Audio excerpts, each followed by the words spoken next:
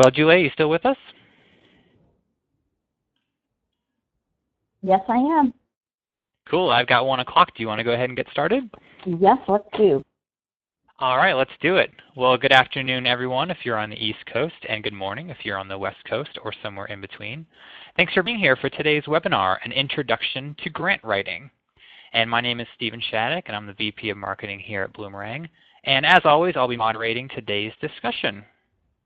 And before we begin, I just want to go through a couple of housekeeping items. I just want everyone to know that we are recording this presentation, and I'll be sending out the recording a little later on this afternoon. So if you want to review some of the content or maybe share it with a colleague or a friend, you'll be able to do that a little later on this afternoon. I'll also be resending the slides just in case you didn't get them from me earlier. And I want to encourage everyone listening today to please use the chat box right there on your webinar interface for any questions that you may have for our guests, any comments. So we're going to have a Q&A session a little later on towards the end of the presentation. So please do use that. Don't be shy. We're going to save some time for questions at the end. And that's usually a pretty fun part of the webinar. So don't be shy about that at all.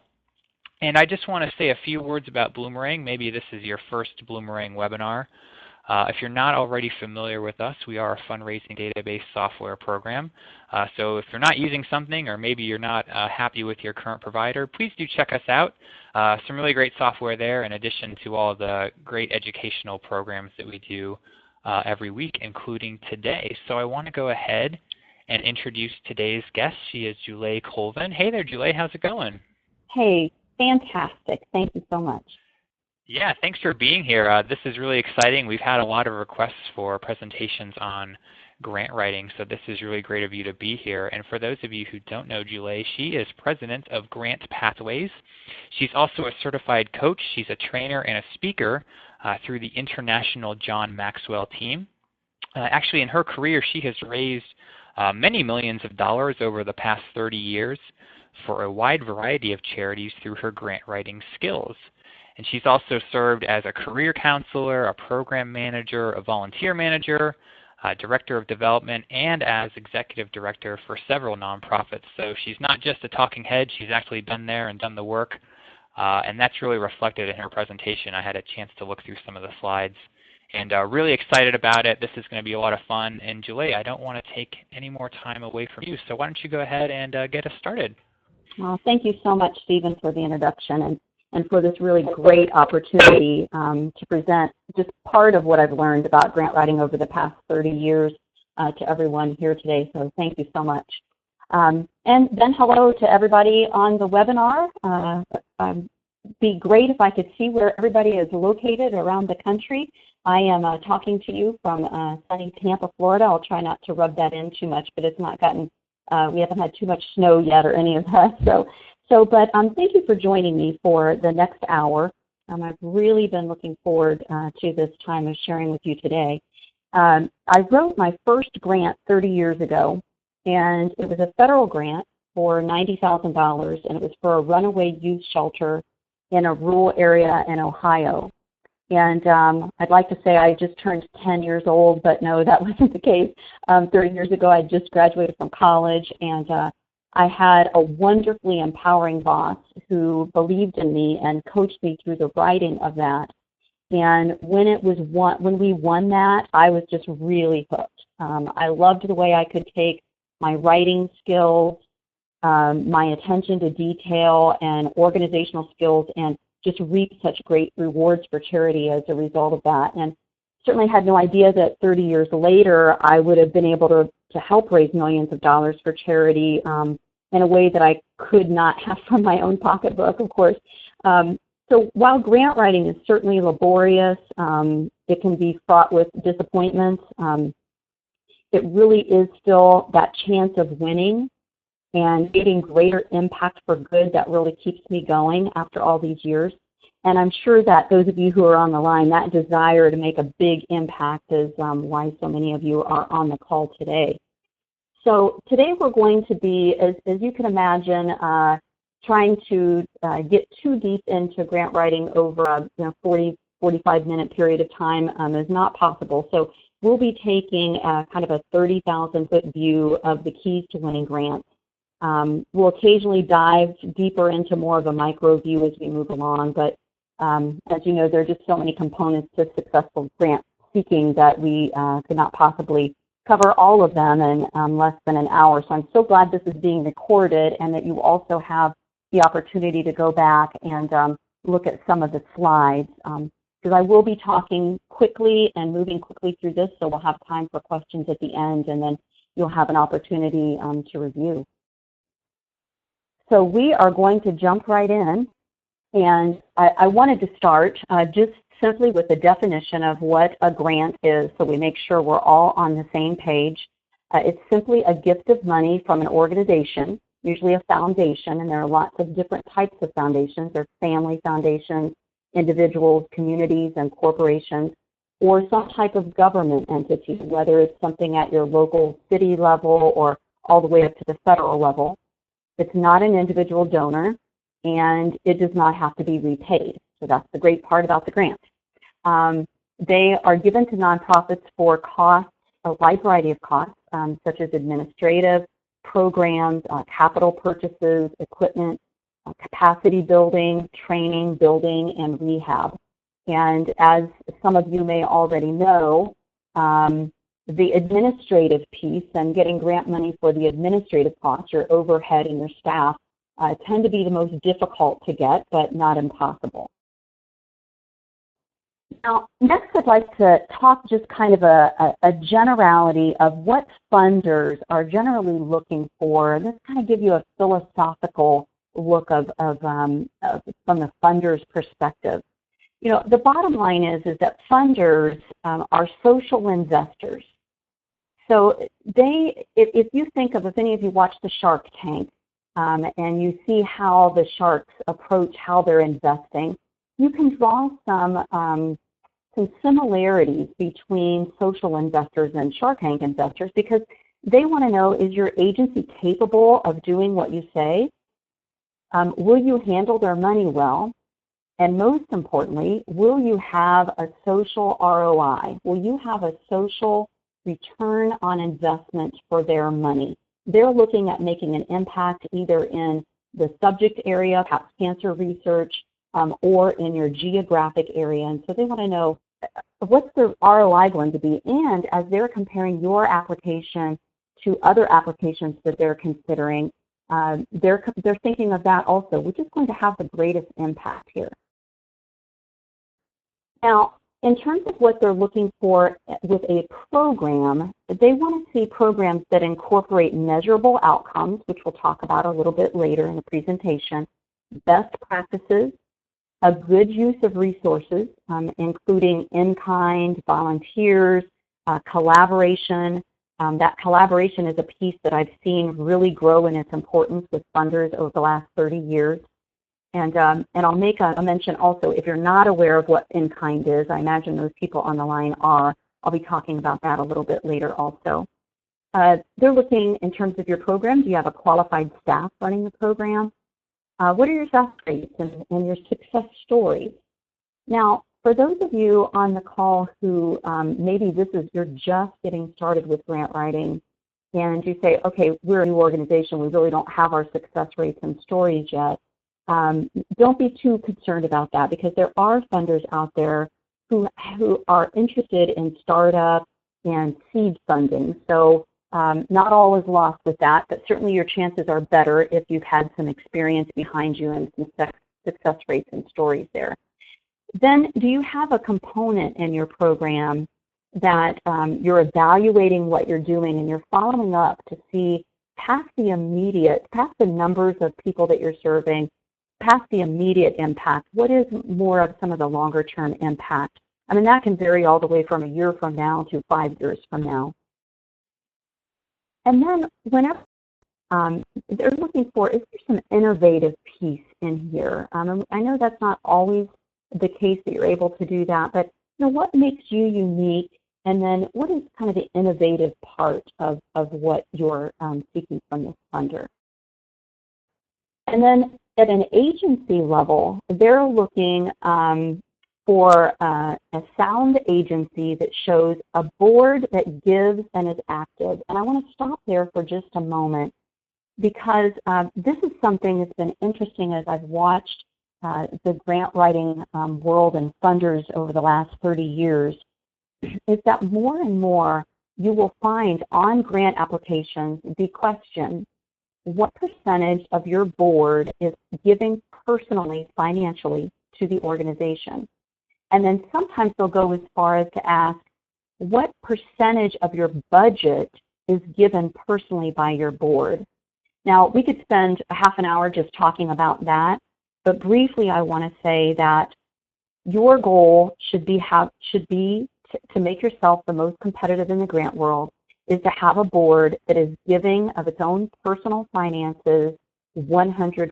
I want to go into more detail about that because it gets into a lot of philosophy that I like talking about, but we'll move on to the next thing. Then under a sound agency also, they want to see that you have solid financials. They want to see that you have a sufficient balanced budget. We'll talk a little bit more about budgets later, but the interesting thing here is that you want to show a balanced budget, but you want to show a need, but you also want to make sure that you're not showing too much of a need so they think you might close next week. So that's where that sufficient part comes in. So that's really kind of a dance there with your budget piece. And again, we'll talk about that in a few minutes. They want to look at, what has your past funding been? Have you had funding success? Who have you had funding from, and what were your successes there? And then the next bullet is, what are your funding sources in general? Are you solely relying upon grants? Are you relying heavily upon grants, or will this grant fund that whole project?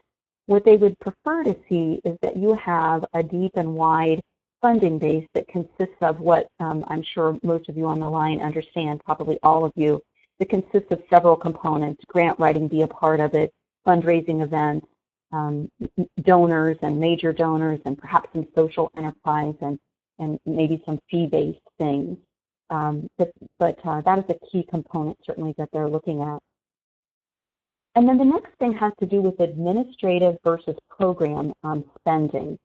If you've ever looked at the Better Business Bureau in the keys to for the Charitable Accountability Standard, you'll see that their recommendation is that your administrative costs not be more than, I believe it's 25 to 30% is how they outline that.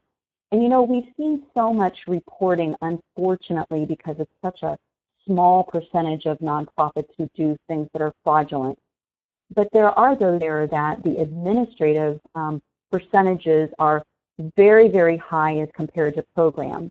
And so a funder wants to see that you have a good balance there, and that you're spending more money on programs than you are on your administrative costs. And then the final thing there is the sound record keeping, that they know you're going to be able to report back to them well once you've won the money.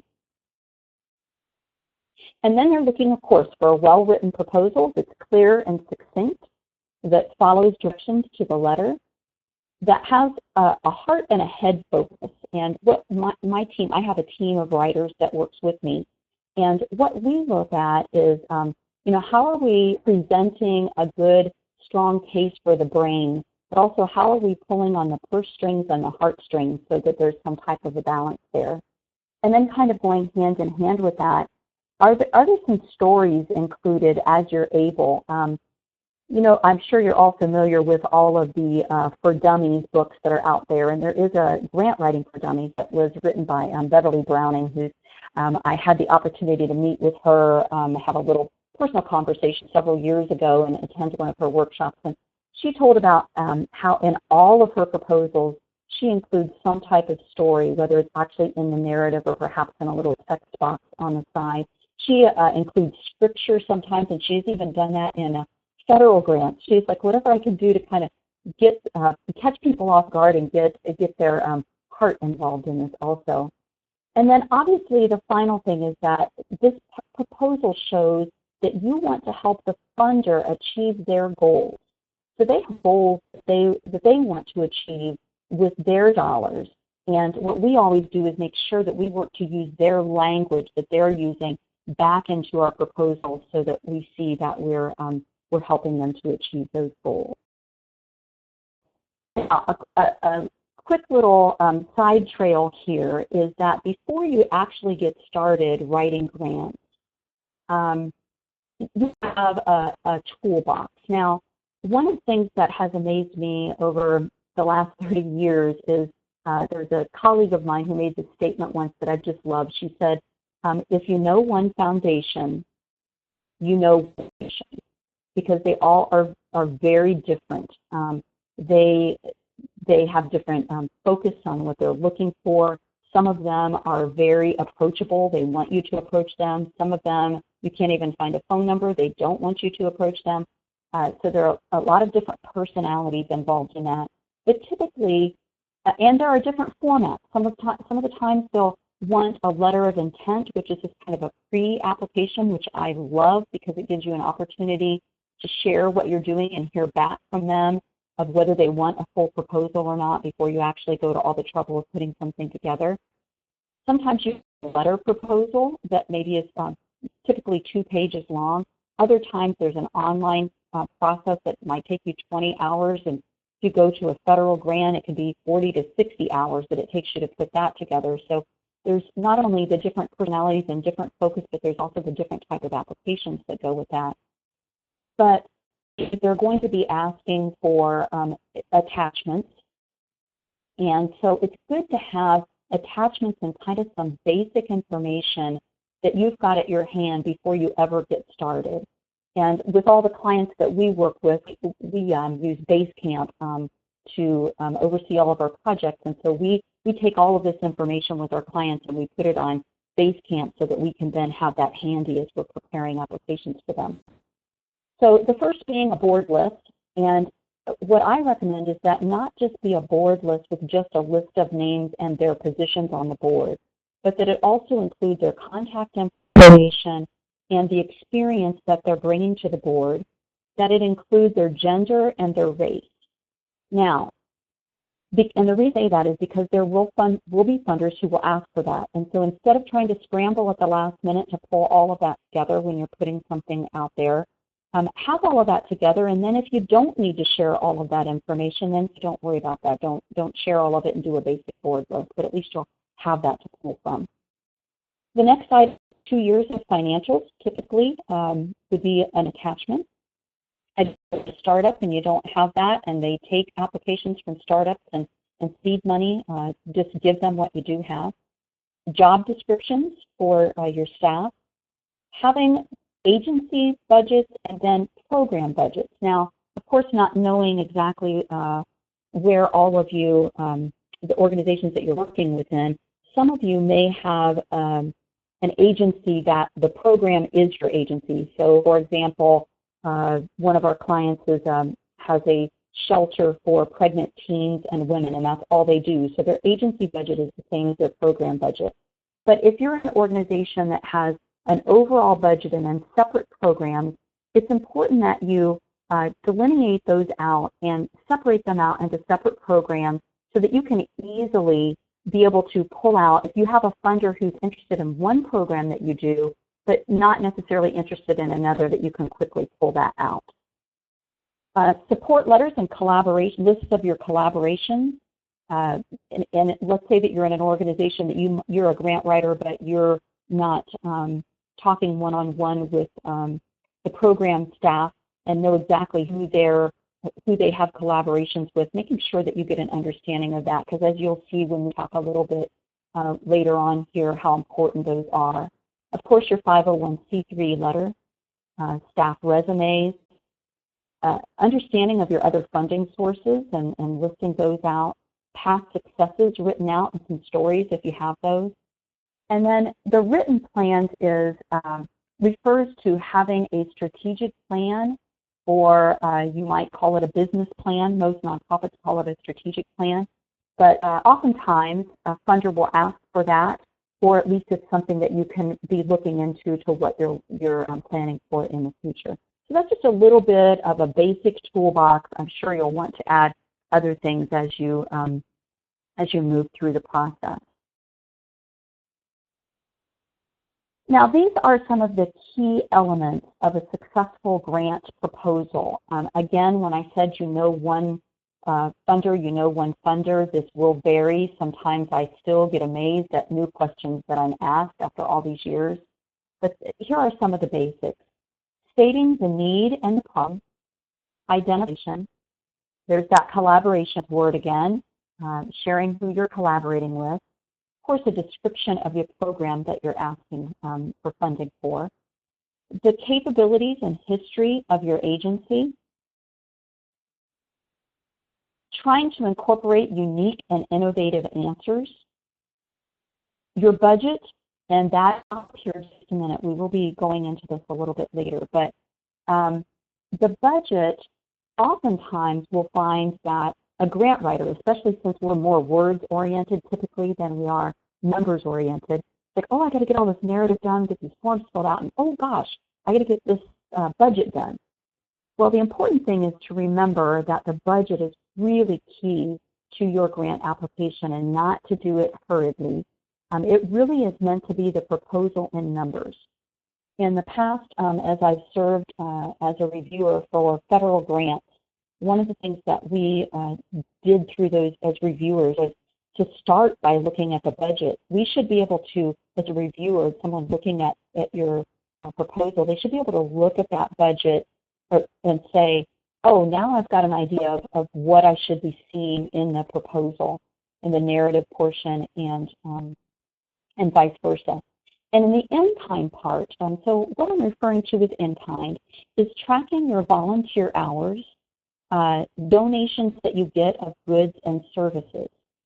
So this can often, the importance of this is that this can often be used as matching money in grants.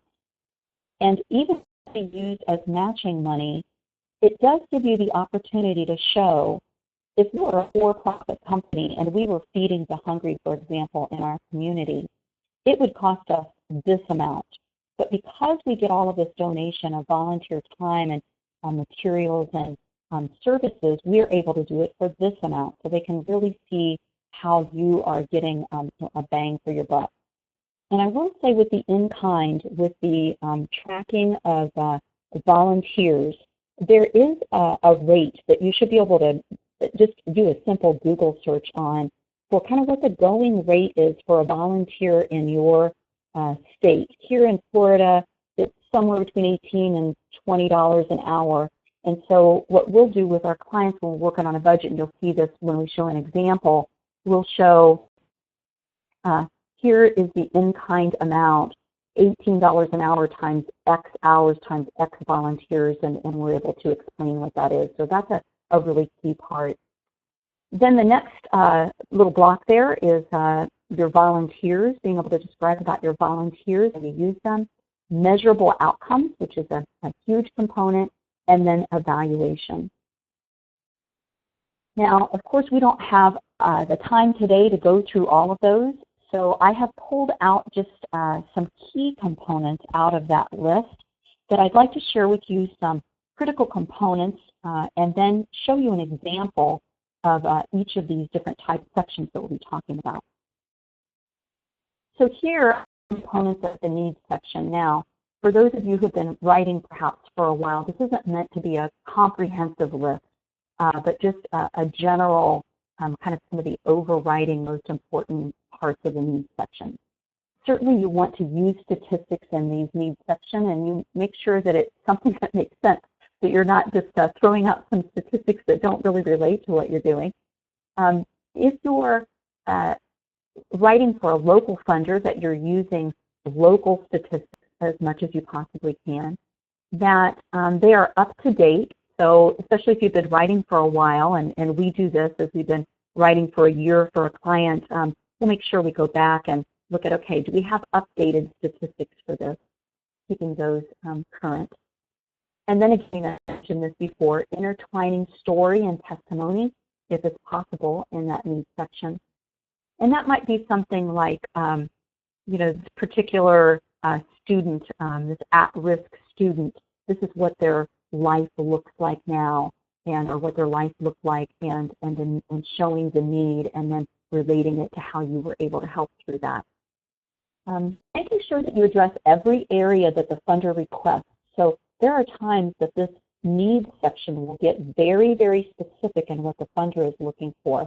So making sure that you address every document and detail that they're asking for there. Telling how the need is going unmet, and then working to make the need critical to the funder. So let's take a moment now and look at a sample needs section of a winning grant that we put together for one of our clients. A few years ago, we were able to help them a federal grant that they've now been receiving for several years. And this is through a citizenship instruction, and this is for the United Methodist Cooperative Ministries, a large ministry here in the Tampa area. And so I'll skip through this. I won't read word for word, and hopefully you're able to read this well. There's a critical need for citizenship instruction, and we mentioned the 2 counties here in Florida.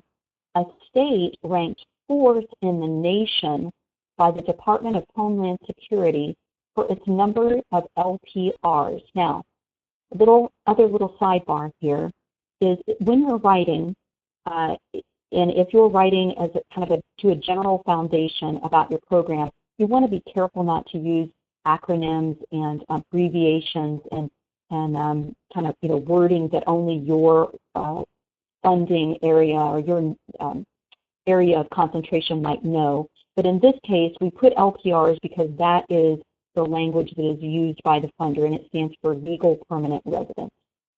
So, state ranked 4th in the nation by the Department of Homeland Security for its number of LPRs. These 2 counties are home to a large and growing number of immigrants from multiple countries, as is evidenced by the following statistics. And then we share those statistics. The Hispanic Latino population increased by 71.3% from 2000 to 2010 in Pinellas County. Wow, that's a very impressive statistic there. But then what we did is, instead of just putting the percentage, we also put what is that number? What is the total population number then? Then we mentioned Clearwater, which is the 6th largest city in Florida, also located in Pinellas County, saw a 93% increase in other types of immigrants and refugees, and then we give another statistic there. Then when you go on to the next bullet, we say that a language other than English is spoken at home by 38,739 Manatee County residents. Now, the reason also that we wanted to make sure we put that number in there is because when you put 12%, that may not seem like a large number, but when you look at it in terms of the total number, wow, yeah, that's significant. And then you go on to the next, which is 12% in Pinellas County, but that's over 100,000 residents. And then we say 44% of the residents, which this is also an important statistic, reported speaking English less than very well in that county. Then we say, according to a recent Center for Immigration study, the foreign language speaking countries that supplied the largest number of new immigrants in the area, and then we spell all of those out. We mention all of those so that we're showing what a wide variety of immigrants and refugees we have here. Then we said, fortunately, growing number of LPRs in these 2 counties, the options for comprehensive student-focused citizenship instruction are limited. Now, there is where we used the language of the funder. They are looking for comprehensive student-focused citizenship instruction. So we mentioned that there. And then we saw who the other organizations are in the area that are providing this. And we show that they're only one of the other organizations is only serving 100 clients, and the other is only serving 46, and there's some budget cuts involved in that. So that makes it even more critical. And the final paragraph here is that in Manatee County, who are the other organizations that are providing similar types of work, and then the limited number, and we're able to look back up to the vast need there and how limited the need is being met.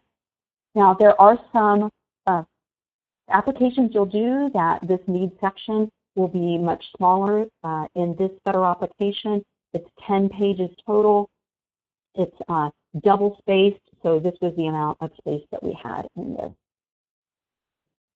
Now we'll move on to that collaboration section. This is providing the details of who you collaborate with, being as descriptive as possible about the specifics of the relationship, describe agreements that you may have, and in some of the funding applications you'll get, they call those MOUs, Memorandums of Understanding. Sometimes you'll have to submit those with your application. Describing your referral sources, if you have the ability to do that, how in your collaborations with other organizations you're referring back and forth with clients. And then explaining how your agency is unique in its contributions to those collaborations and what it brings to that. Now, you'll probably have difficulty getting all of this into a collaboration section when you have limited space, as you'll see. But here's a sample section that we did. This is Alpha House of Pinellas County, which is a housing for pregnant teenagers and women. And it says Alpha House works in collaboration with numerous agencies and entities throughout the area to assist in service provision. So that's letting them know we're really well connected. That's important. They have a collaborative agreement with Family Resources, who provides the residential program, and they tell what, you know, the details there with the case manager, and they tell this is through a Department of Health and Human Services grant. And then they say we have collaborations with 2 other organizations, a counseling and USA 100, and how those organizations help to provide some life skills classes to their organizations. We have a collaborative agreement with Operation PAR, and they get very detailed about what that involves. And then at the end, they say, in addition, Alpha works closely with. And so that's different than, as you see, this is more of a loose type of arrangement and how they work closely with those different organizations. An idea of how you want to detail that collaboration section. In the critical components of the outcomes section, this has indeed become one of the most important parts of your grant application. From my part of the world, when I started writing 30 years ago, outcomes measurements were really not even a part of the language that we were using. And then in my personal experience, in the late 80s, early 90s, as I was in Ohio, the United Way there really began this big push for measurable outcomes and doing a lot of explanation of what that meant and what a logic model was. And so it really more and more than since those years has become critical to successful grant writing, making sure you have measurable outcomes. And so one of the ways to make sure that you have measurable outcomes is that they're smart. They're specific, they're measurable, they're achievable, they're reasonable, and they're timely, which I'm sure you've heard are kind of interchangeable with how to get goals. We want to have smart goals. The second key thing here is being certain that as you start to write down what these outcomes are, that your team believes they could achieve these. The last thing you want to have happen is you win this grant and you had put down these lofty numbers and the team says, wow, we can't do this. What is worse than not grant is getting the grant and not being able to perform. So that's a key part there. Of course, being logical in your description, and I mentioned the logic model, so really being thinking through the logic of how this all fits together, using numbers and percentages, and being certain that the outcomes are a good match with the funder's goals. And I will explain that in a minute here, kind of how in one of my examples, what I'm referring to there. So here's an example, an application for one of our clients that is a foundation from a bank. So the bank has its own foundation, which many banks do, by the way. And they focus on early childhood development. And they're especially interested in kids getting into kindergarten at a good rate. And they also told us you could only have up to 3 goals here. So we said at least 85% of enrolled children will exhibit an increase in school readiness skills each year. Each child is assessed for kindergarten readiness at key touch points throughout the year, and ABC will continue to successfully transition at least 85% of the children in our care successfully onto kindergarten. Now, the writer on this one kind of put there's kind of two outcomes in there. Perhaps they might have done a better job by doing three, but this one, so the funder must have been happy with it. But they're showing, what you see that's key there is that they're showing the specific percentages and then how they're going to measure that. They're going to measure it through these key pre and post, or these post tests throughout that, and then seeing that children actually can be documented to successfully making it onto kindergarten. Now the next goal here, 75% of the enrolled children will show an increase in technology awareness, successfully manipulating the pads and smartboard in the classroom.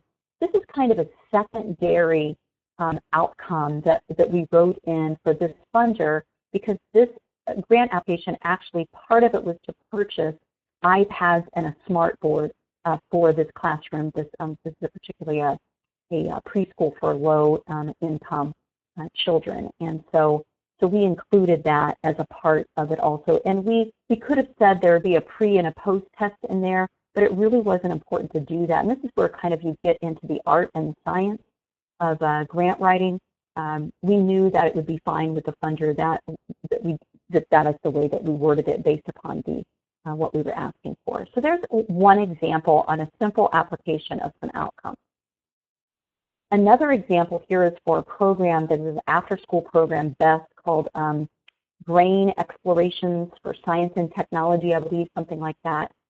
And we said here, 40 students will attend the BEST program. And years ago in grant writing, we might have stopped there. But now it's like, okay, we're serving 40, but of the youth who attend the BEST program, 90% will successfully complete the entire curriculum. And of the youth who complete the entire curriculum, over 85% will demonstrate an increased knowledge and understanding in science and health disciplines as measured by pre and post test scores. I am going to quickly go through the next ones here because I am a little bit past where I wanted to be at this point, and I want to make sure. I see there are a lot of questions that are rolling through over here, so I want to make sure I get a chance to answer some of those. The next is sometimes when you are putting together an application, and this happens to be of a city grant application in St. Petersburg, they will actually give you the chart that you have to fill out in order to talk about your outcomes. And so here you'll see they want to know what are the objectives in the first column. They want qualitative and quantitative. Then they want to know how you're going to measure it and what tools you're using in the second column. And then if you received funding the year before, how did you perform?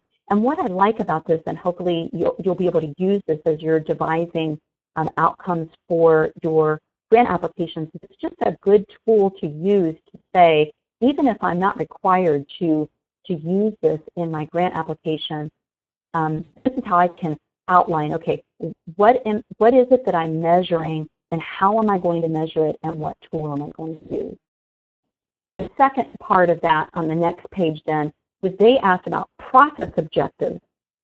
And so on this page, we were able to go through and talk about what the process was to how this would be, how they would follow up. And you'll see there it says that these 50% St. Petersburg residents that we served will remain stably housed after 6 months of receiving assistance from this client. And then the next column says we're going to use program records, we're going to use TBIN records, which here is called our Tampa Bay Information Network, which probably most of you have networks like that in your area. And then the staff would be conducting the follow-up. So that's that 30,000 foot view of outcomes measurement there. This next one, again, is just kind of restating how in that citizenship instruction federal grant that I showed you early on, we showed that we were going to serve 200 of the LPRs, 160 would demonstrate improved knowledge based on standardized pre and post tests, 100 would make application for citizenship, 50 would pass the citizenship test, and 48 become naturalized citizens. So you can see how that narrowed down into what those results would be. Now, the final section we want to take a look at here real quickly is the budget section. And again, the reason I wanted to mention this is because it is so important that you not just look at the narrative part, but really focus also on this budget. You want to make sure that you follow the directions very carefully. Be sure that the budget shows the need for the grant. Be sure that the budget is balanced.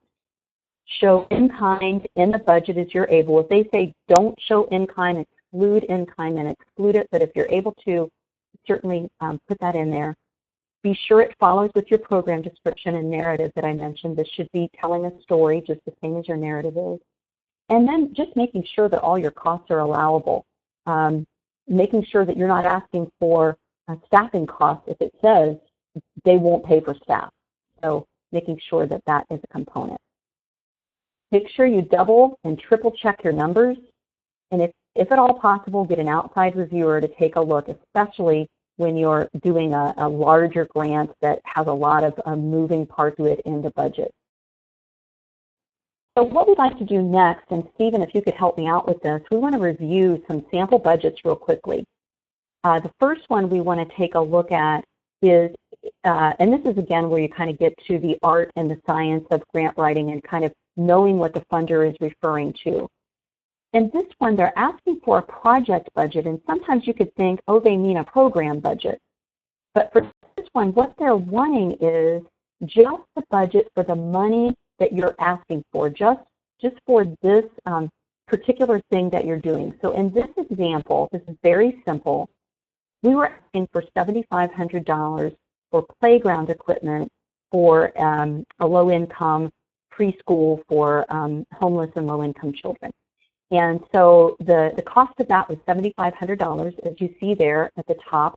As Community Foundation of Greater St. Petersburg, we're asking you for $7,500. But then what's key at the top is that we want to show them we're not just asking you for all of that. This is what we're bringing to the table. This particular program is called the Family Village, and we're going to provide 5 volunteers for 8 hours at $18 an hour to install the playground equipment. And so that becomes their match in this. And then you get the total income amount of the $8,220. Then when you go down to the project expense, you have the purchase of 2 separate pieces we explain, which that would be shown in the narrative. And then again, we balance out with the in-kind volunteers the $720, and then that balances out that budget. And then if you could, Stephen, go to the next budget, which I think should be called program budget, if I remember correctly.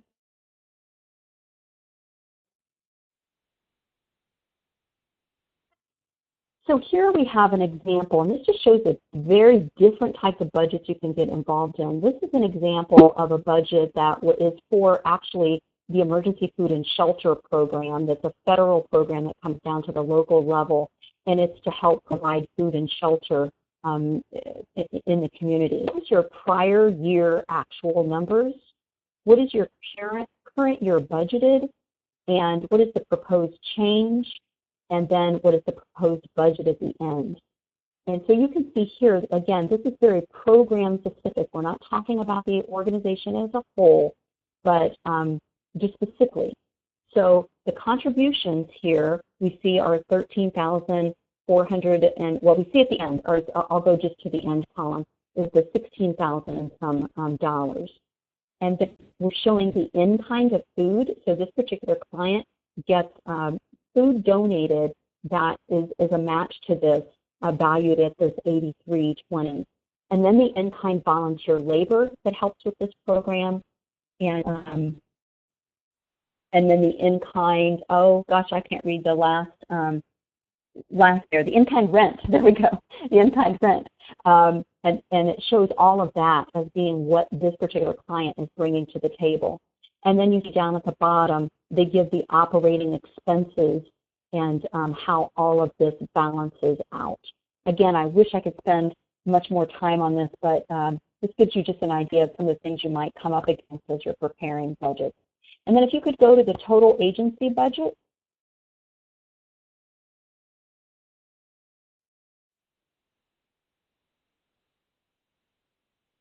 Into a total agency budget. Again, this is on a form that was the budget of this particular client.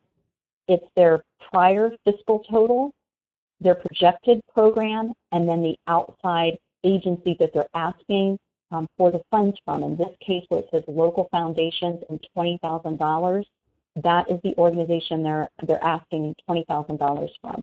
And then you see that the ask is for $7,500 in salaries and wages, $2,500 in benefits, and $10,000 in the specific assistance to individuals.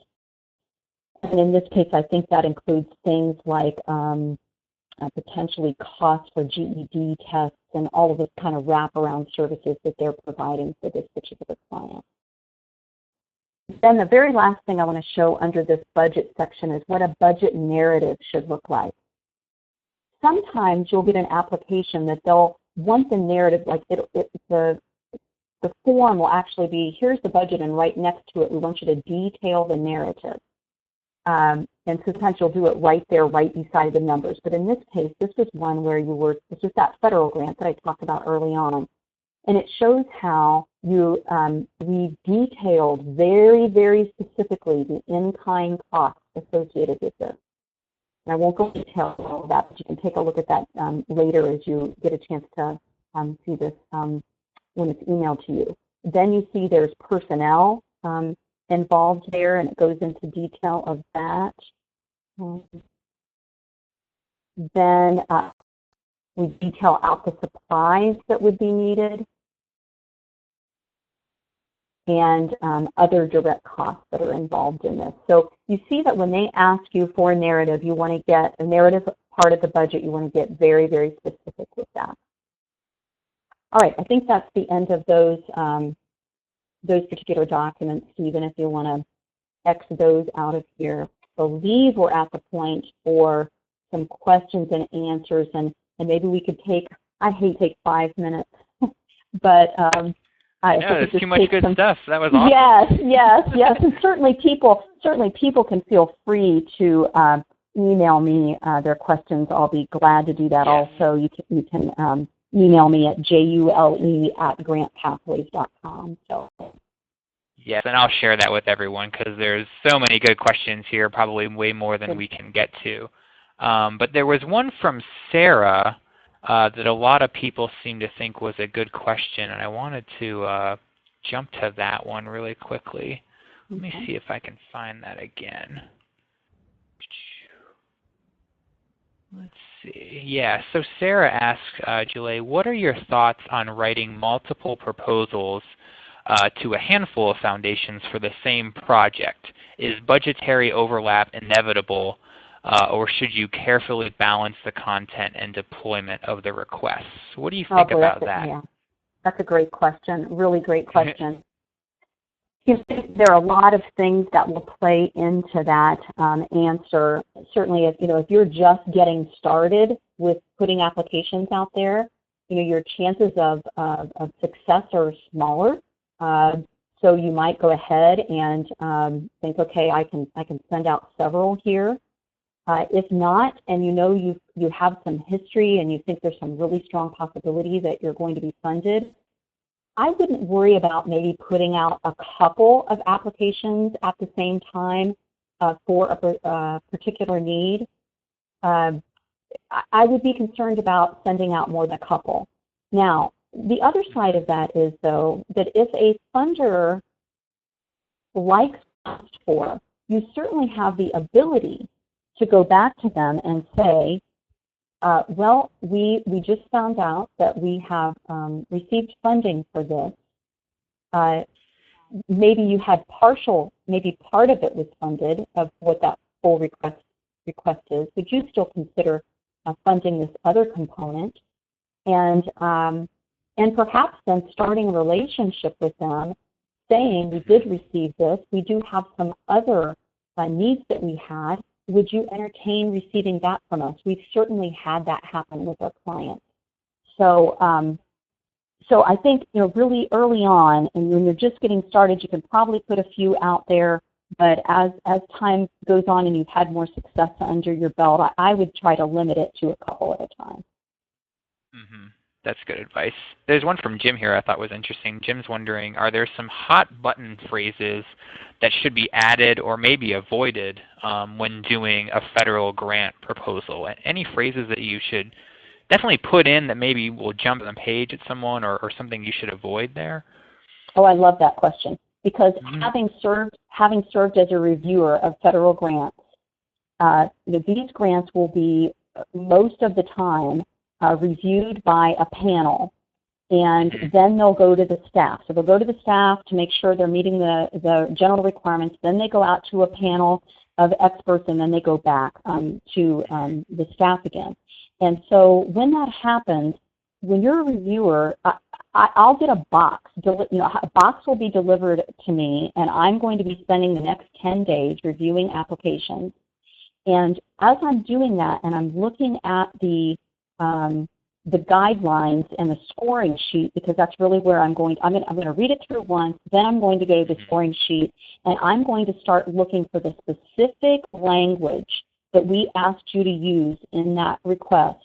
And the easier you can make it for me to find it, the better it's going to be in your score. Because if you happen to look for it, you might miss it. So my answer to that would be regurgitate the language that you hear the application asking for. Go right back, regurgitating that language so they can see, they can easily see that you're addressing what they've been requesting. Cool. Here's one from Lisa that I like, and I apologize, I'm just kind of jumping to the questions that kind of pop out at me. This is from Lisa. She says, more recently I'm seeing online/interactive grant applications and reporting on grant fund programs. What is the environment like, and how is it trending as far as like Word docs versus PDFs versus online apps? Where do you kind of see that going? Do you think everything will be kind of done online through forms or paperwork, physical paperwork? What's that kind of look like right now? Yeah, absolutely we'll see it move. I have seen it move more and more and more towards the online application. And I can't imagine that would change. I'm actually kind of surprised at the number that have been slow to do that. Even like doing a local community development block grant application for one of the local cities here, I was amazed at, okay, you're really making this more difficult for us than it needs to be. It's like you've got all of these, I mean, literally, I'm not joking, I had to wheel the box in with all of the copies for my client because it was so heavy, there was not a way to get it in there. So it's crazy. So using that online system, I see happening more and more. But I will tell you a little kind of beware for that. One of our clients was, they were under a 501c3 of the General United Methodist Church. Now, they are applying for a separate 501c3 now, but they were under that general funding, and we had troubles because these automated systems will look at your 501c3 number, and you've got to get in there, and they kept kicking us out because it wasn't a match. And so that was part of why we finally convinced our client to get a separate 501c3, because there are numerous applications we can't get into because of that. Some will let us move around it, but others won't. So interesting. Cool. Well, I know we didn't, get to all the questions, and I just want to give Julie, the last few minutes because she's got some cool offers for you. But I know she did say that she would answer questions by email, so I'll be sharing her email address so that folks can email her directly. I would definitely encourage you to do so because she's obviously a wealth of knowledge, and I want you all to get your questions answered for sure. So Julie, why don't you tell us a little bit about what you've got going on here, your organization, and how folks can find out more about you. Great. Thank you. Thanks so much. And yes, I look forward to getting those questions. So our website is grantpathways.com. So I certainly, at a minimum, would love for you to visit our website and see all that our company has going. We're not just about grant writing, but also about a lot of capacity building, leadership training type of services. So we'd love for you to visit there. And if you scroll down a little bit, the freebie there is on the right-hand side, a free report, 10 keys to winning grants. And you'll get that by signing up. And then we promise we won't inundate you with emails, but you'll find out about other trainings and workshops and special offers that we'll have, and then tips for grant writing too that we can also share with you. So that's the freebie part of it. But I really wanted to offer to everyone today a couple of really special discounts. As I thought about the type of people that would be here on this Bloomerang webinar, I thought, you know, let's find two types of people. One, they're the individual who is just getting started in grant writing, and perhaps you're in a smaller nonprofit, and all of a sudden they've said, hey, we think you're a good communicator. Would you start writing some grants for us? Or you become an accidental grant writer, even as really I kind of became, 30 years ago. And so you're really thinking, wow, how do I get more information? How do I expand my knowledge? And then the other is the organization that you've been writing, you've been having some success. You'd like to take your success to a new level, or perhaps you'd like to say, hey, we'd like to get involved with a team that can help us get to the next level. So what I'm offering today for the organizations, and this is separate from the individuals, but for the organizations who would like to get to that next level, is to take this first step with us. And it's not saying that you have to move forward with us after this. Certainly you can do these things and then stop. But it's to get a free grant readiness assessment today. Normally that is $275 that we charge to send out a questionnaire for you. You send it back to us, and we give you a report about the things that you need to do to help improve your grant readiness. And then the second thing on top of that is a reduced price grant research project, which is normally $500, and for today only, or, well, I don't want to say today, next 24 hours. So when I say today, you've got 24 hours for these. And what we do is we belong to the Foundation Center. We pay several $100s to belong to that. We use that and other tools. We'll look at the specifics of your organization and give you a very detailed foundation prospect list that isn't just the name of an organization, but detailed about what their application deadlines, what kind of things that they'll fund, who are their board members, how much money do they have, what do they typically give out. And we'll make that very specific for you. And so for the next 24 hours, to the first 25 organizations that sign up for this, we will do that for $350. Now, this will not include government grants, statewide or national, or an organization that is statewide or national. If you're interested in us doing that for you, please certainly email me. But this report is meant to be for foundations. And the way that you get in on that, and being one of the first 25 in this 24 hours, is to do just email at info@grantpathways.com, and then we'll get back with you and let you know if you're one of the first 25. Then the next offer is for those of you who are individuals. And this, again, is for the next 24 hours. It is $125 off our exclusive online 8-hour, which is 2 hours, grant writer training course that we're starting in January. The dates will be on the website. You'll be able to see that.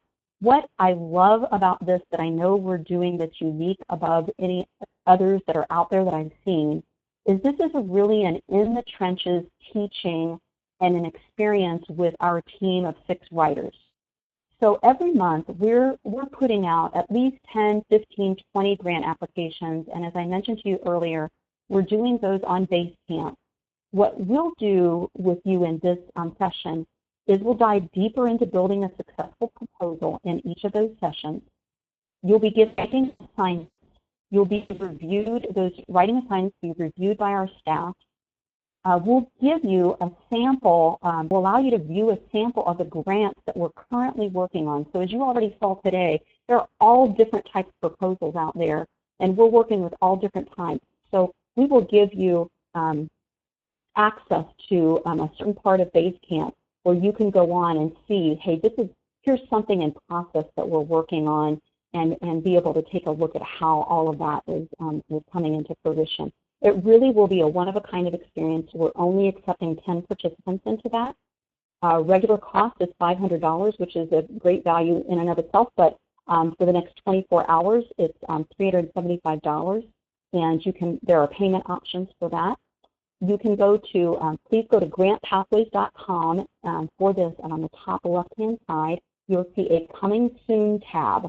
And when you hit that Coming Soon tab, you'll then see how you can sign up for the Grant Writer training course. So we'd love to have you involved, and if we get, which I imagine we'll get more than 10 participants or 10 people that will sign up, then we'll schedule the next session. So go ahead and sign up, and then we'll just schedule the next session for that. So that's all I had to say today, Stephen. Thank you so much, everyone, and thank you for the opportunity, Stephen. Thank you for sharing all your knowledge with us for about an hour, and thanks everyone for listening and taking an hour out of your day to hang out with us. We do these webinars every Thursday. We've got a really great one coming up a week from today. Erica Wasdorp is going to talk about recurring donors. She literally wrote the book on recurring monthly giving. It's sitting on my bookshelf right next to me, actually. So don't miss that. Erica's super smart. That's going to be a great presentation. So check that out on our webinar page right there. You can register for that. It's going to be totally free and totally educational. And we've got a few other webinars on that page as well, scheduled out actually now into 2015. So you may see another topic there that interests you. We've also got our blog. We've got our podcast. We've got our newsletter. You can look at all that stuff on our resources page. So thanks for hanging out with us. This was great. Julie, thanks again. This was a lot of fun. Thank you. Yes, thank you. As fun as grant writing can be, I don't know. Oh, yeah. It was pretty fun. I'm kind of a nerd, so I enjoyed it. Yeah, good. But yeah, I will be sending out the recording in just a few minutes as soon as it's finished uploading to YouTube, as well as all of those resources that were shared. So look for an email from me, and we will talk to you hopefully next week. So have a great weekend, and we'll see you soon. Goodbye. Thank you.